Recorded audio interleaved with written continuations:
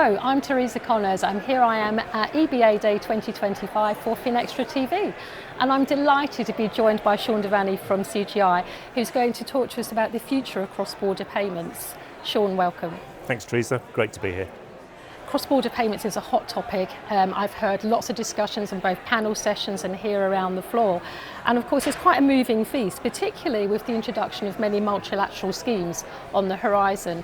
Tell me, what impact are they having on the landscape?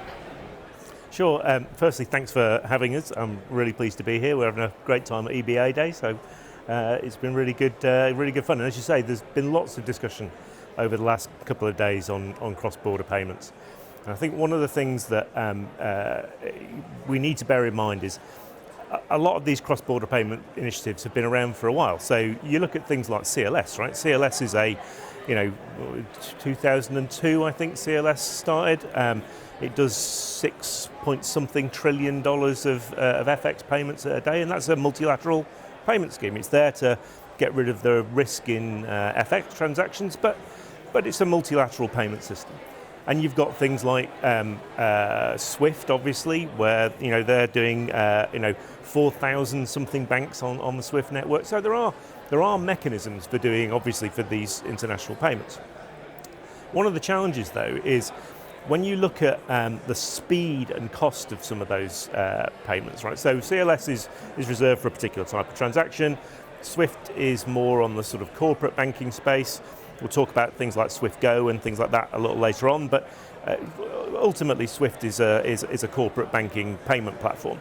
So if you look at the cost and speed of things for more remittance-based transactions, retail-type transactions, it can be anywhere between 1.5% for typically for like a corporate transaction, through to 6 or 7% for remittance-style transactions, and that has a real impact on people who are at the bottom end of that grouping, who are trying to send remittances home where they're potentially on very low salaries, and so those fees make a real difference. So the G20 had an initiative that started a few years ago to look at the cost and speed of those payments, amongst other things, right?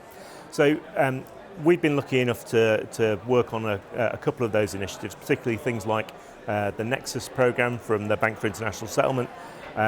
We were working on the technical design for the architecture for that program.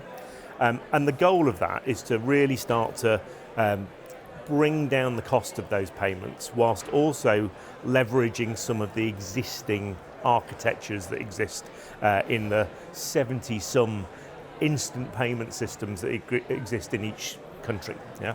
So trying to bring some of that stuff together. So we're leveraging the existing payment networks whilst trying to bring down some of the cost and risk of making those cross-border payments. But the challenge with that, of course, is there's a lot of different organisations, a lot of different regulatory bodies, a lot of different structure in different countries that have to pull together to bring all that processing together. There's been some initiatives such as SWIFT Go, which is an attempt to bring down the sort of threshold for use of the SWIFT network by allowing it to do lower value transactions. But there's things like Buna in the Middle East, which is an initiative from the Arab Monetary Authority, and that's more about a regional cross-border payments initiative, because they're trying to get to the point where they don't have to rely on correspondent banking networks, they don't have to rely on it being in dollar currency transactions to provide the link. They want to be able to do that in their own regional currency. And then you've got things like RTGS Global, where they're trying to join together some of the RTGS systems globally, right? So there's a whole load of different initiatives, and I think the key thing for me is there are a number of initiatives, which is a good thing. I don't think we should view that as a fragmentation chaos thing. I think there's a lot of different services going on in parallel, and I think that's a good thing. I think the key for me is how do we get all those things to interoperate together. So I'll sum it up with the change that those multilateral systems are making is that, we're seeing a drop in things like the correspondent banking networks. I think there's been a 20% or so drop between 2012 and 2022. I think that was where I saw the numbers. So there's been a significant drop in that. So we're going to have other ways of joining these systems together, and I think these multilateral systems are a really good way to try and enable that.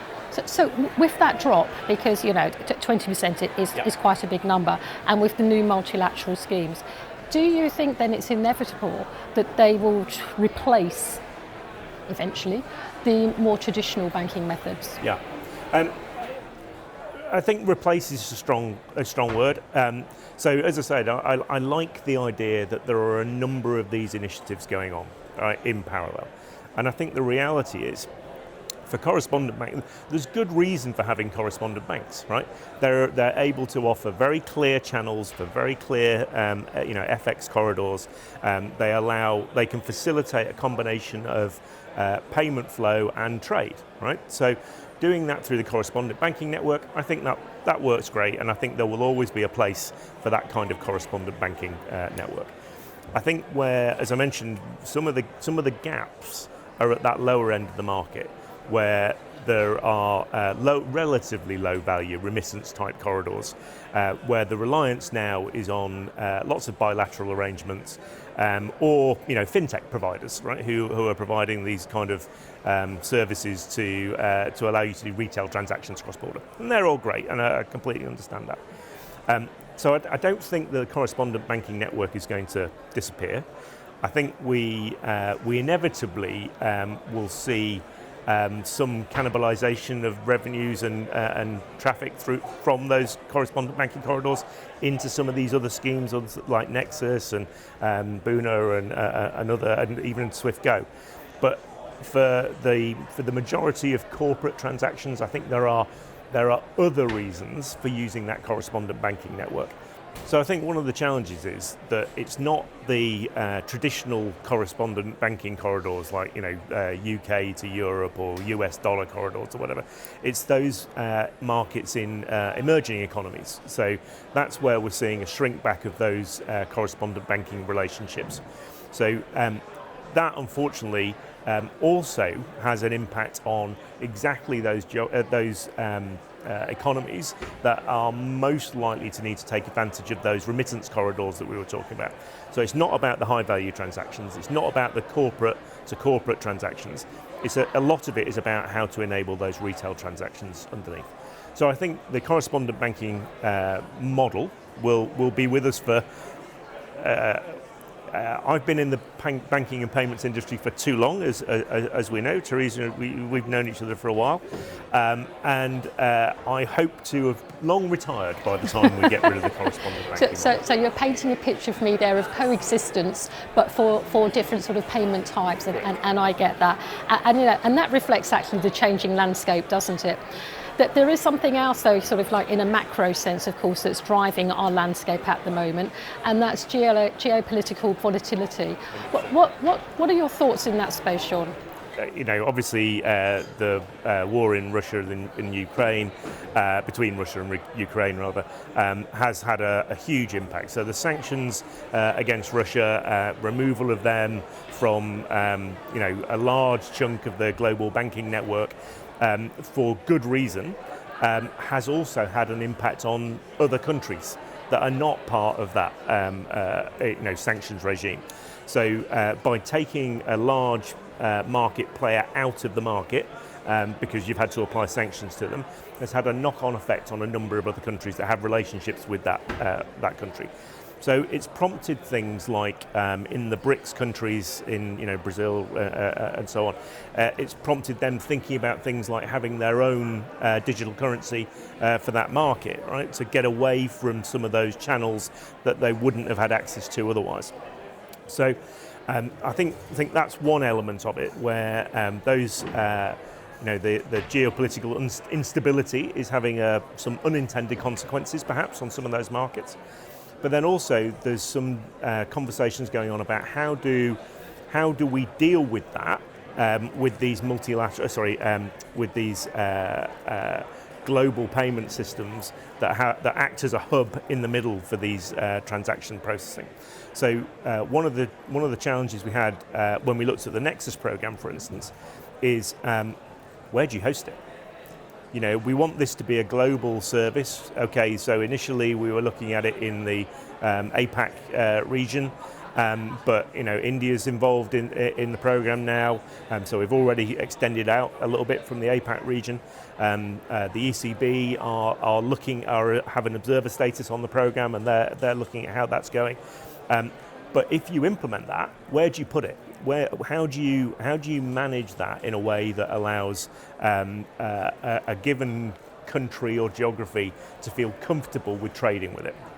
So the model for Nexus that we were looking at last year, and by the way, this is all up for ITT now, and that model may change. But the idea was that we would have a regional hub model where you could deploy a region of Nexus in APAC. You could deploy a region of it in North America. You could deploy a region of it in Europe, and then you could use that those networks to exchange messages between them only when they were traveling across a region. So it allows you to have both the benefit of being global, whilst also having the benefit of not being tied to any particular country as we go through. So I think that's one of the main things for me is being able to behave in those markets in a way that gets past some of those global geopolitical challenges. That's quite a neat solution as well, isn't it? That kind of the global type aspect, but yet sort of keeping it relatively local. Yeah. Sean, that was brilliant. You've given us some really good insights there into the future across both border payments. Thank you. Pleasure as always. Thank you.